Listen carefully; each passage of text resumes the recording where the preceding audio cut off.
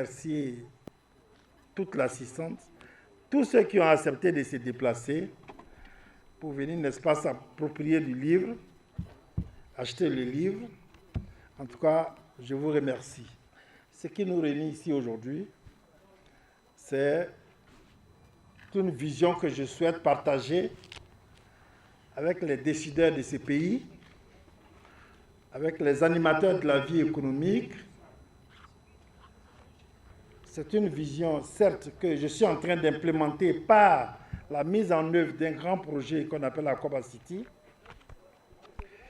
Donc, ici, aujourd'hui, ce dont il s'agira essentiellement du livre intitulé, mon premier essai, L'échec de la politique d'urbanisation d'un continent candidat à l'émergence.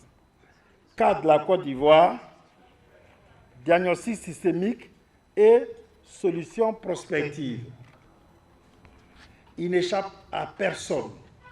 Vraiment, il n'échappe à aucun Ivoirien que la Côte d'Ivoire des années 60 à 80 et la Côte d'Ivoire de 80 à nos jours, qu'il y a une grande différence. Je vais prendre un tableau pour illustrer. C'est la ville d'Abidjan. Puisque Abidjan, à elle seule, abrite un tiers de la population ivoirienne. Nous sommes 28 millions aujourd'hui, c'est les dernières statistiques des statisticiens, et ils disent que nous sommes 28 millions en Côte d'Ivoire.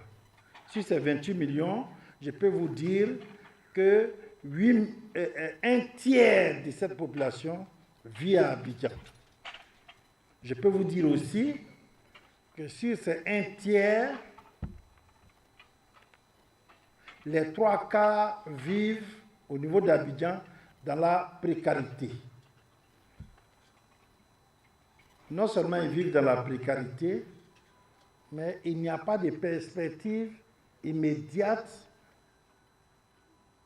pour que cette population puisse trouver un autre endroit plus intéressant pour pouvoir mieux vivre.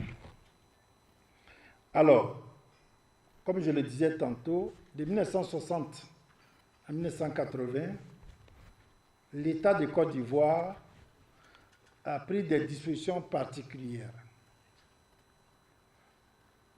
Ces dispositions particulières, l'État s'est mué à un État lotisseur.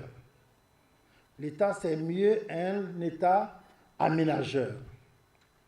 L'État s'est mué à un État promoteur immobilier, aménageur, etc.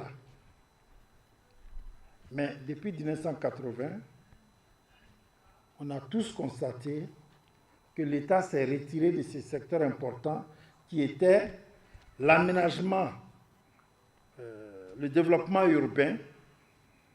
L'État s'est retiré du secteur du développement urbain. Donc, la question de l'aménagement est revenue au secteur privé. La question de la construction de logements est revenue au secteur privé. Malheureusement, malgré tous les efforts de l'État à travers la mise en place d'un certain nombre de schémas directeurs, donc d'un plan d'action, les choses n'ont pas évolué comme ce que nous souhaitons, ce que nous espérons, ce que l'État espérait. Parce que quand tu regardes le plan d'aménagement de 1960, celui de 69, celui de 74, celui de 85, celui de 98, mais approuvé en 99 à cause du coup d'État du général Gueye, et celui de 2016, vous voyez bien que l'État de Côte d'Ivoire a bien le souci d'encadrer l'évolution de la ville. l'État veut maîtriser le développement du tissu urbain. Nous, en tant qu'opérateurs, nous venons vers l'État, nous venons pour accompagner l'État dans le cadre de l'aménagement du tissu urbain. Alors, le livre qui est là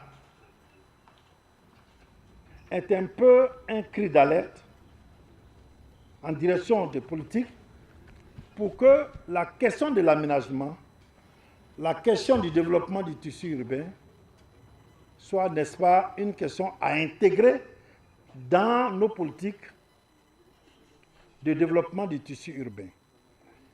C'est à ces prix-là, à ces seuls prix, que nous verrons réellement l'impact des investissements. Parce que tous les investisseurs qui viennent, ils veulent venir dans un environnement où l'espace n'est pas un espace de précarité. Si vous prenez celui qui a envie d'investir en Côte d'Ivoire et vous l'envoyez à Yaoséi ou au quartier Mon mari m'a laissé à Yopougon, ça ne l'intéresse pas.